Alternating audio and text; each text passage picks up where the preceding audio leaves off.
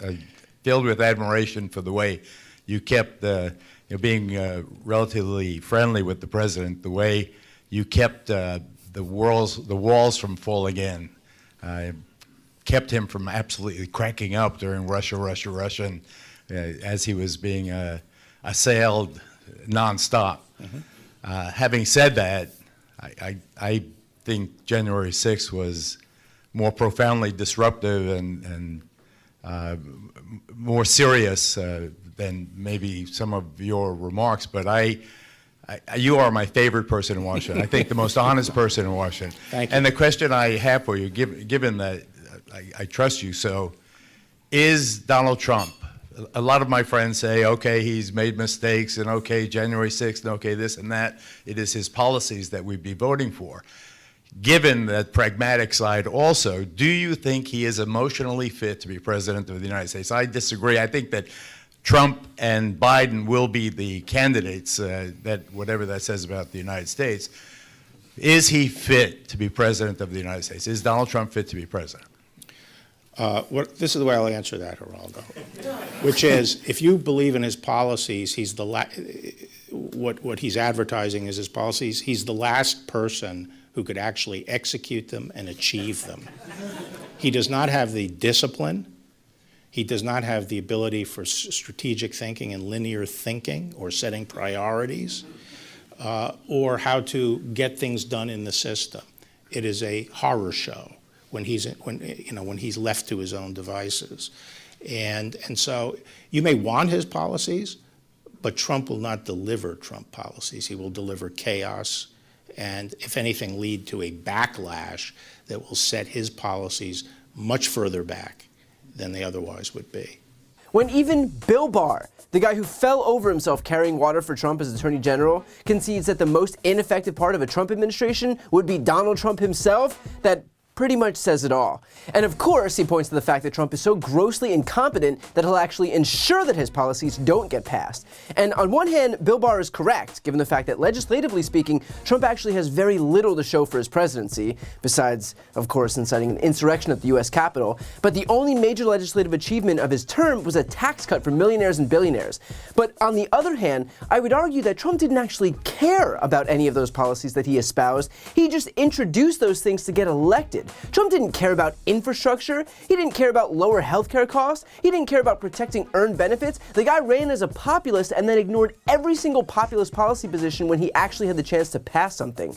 He exploited their audience for their votes and then abandoned them the moment he took power. And for those who say, well, it's difficult to get stuff passed, the irony here is that Joe Biden actually did get the things passed that Trump ran on. He got an infrastructure package passed. Why? Because it wasn't a talking point for Biden, it was an actual priority. We're ensuring that earned benefits don't get cut now, with Biden even getting Republicans to agree not to cut them during his State of the Union speech. Why? Because again, it wasn't a talking point, it was a priority. We got the government to negotiate lower drug prices. Why? Because it wasn't a talking point, it was a priority. All of which goes to show that if politicians want to get something done, they'll do it. But when they're content to just introduce platitudes for votes, then that becomes pretty clear too. And just one more point here for those who are welcoming Bill Barr onto the right side of history.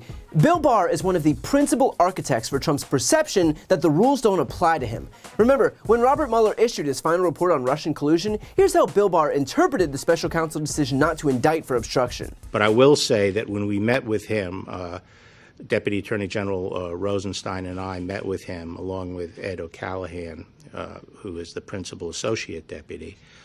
On March 5th, we specifically asked him about the OLC opinion and whether or not he was taking the position that he would have found a crime but for the existence of the OLC opinion. And he made it very clear several times that that was not his position. And yet here's what Robert Mueller actually said.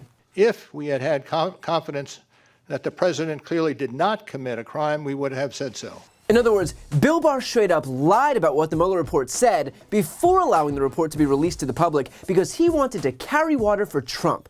So I get that now that Trump is out of office, Bill Barr is trying to rehab his image, but he is as much an architect of the Trump-era corruption as anyone else, and no amount of revisionist history is going to change that. In fact, I'd argue that while Barr is clearly trying to help himself, another reason is the fact that Barr is a partisan actor and is only interested in his party taking power. And he recognizes here that Trump is going to make that more difficult. That's why he seems to be jumping ship now. Not because of any principled stance, but because he wants to notch political victories, and Trump's legal troubles and ineffectiveness as a politician make that more difficult for him. At his core, Barr is a Republican hack trying to present himself as anything but.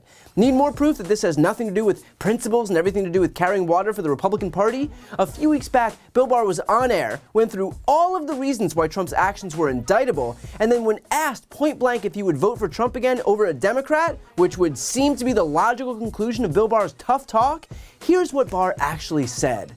You say in your book it's time for the party to move on from Trump. Liz Cheney has said he is not fit to serve and should not be ever near the Oval Office again. Do you agree with that? Well, I certainly have made it clear I don't think he should be our nominee, and I'm going to, support somebody else for the nomination. But if he is the nominee and you have your choice is Donald Trump or whoever's running on the Democratic side, would you vote for him? Because I believe that the greatest threat to the country is the progressive agenda being pushed by the Democratic Party, it's inconceivable to me that I wouldn't vote for the Republican nominee. So even if he lied about the election and threatened democracy, as you write in your book, it's better than a Democrat. It's hard to project what the facts are going to turn out to be 3 years hence, but as of now, it's hard for me to conceive that I wouldn't vote for the Republican nominee. I mean, dear God, if this guy isn't the absolute definition of party over country partisan hack, I don't know what is.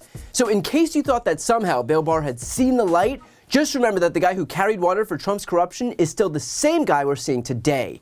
All of which is to say, none of these people stand for anything other than power. Trump may be inconvenient for them at the moment, but as soon as he's the best they've got, they'll come crawling back because it was never about taking a principled stand, it was simply about helping themselves politically. And for the Republican Party, that's all it'll ever be, a point that Jamie Raskin laid out far more eloquently than I ever could. What a scandal for Abraham Lincoln's party. He started that party as a party of union. He hated the know-nothings. He hated the racism. His Lyceum address was all about the dangers of mob violence after the attack on Elijah Lovejoy, an abolitionist newspaper editor. And he said, if downfall ever comes to America, it will not be from monsters abroad, it will be from the evil within. And he was clearly thinking about the slave power and racism in the country, the same forces, the same kind of forces that have arrayed themselves today against the constitutional order. Before you go, I need your help. I'm right on the cusp of hitting 2 million subscribers, so please help me grow this channel so the progressive media ecosystem grows by hitting the subscribe button right here on the screen. I also started a Spanish channel so we can finally start regaining some of that lost ground among Spanish speakers, so if you want to help support those efforts, you can hit that subscribe button. And finally, if you listen to podcasts and you want to support mine, you'll find a link to that on the screen as well. Thanks so much for watching.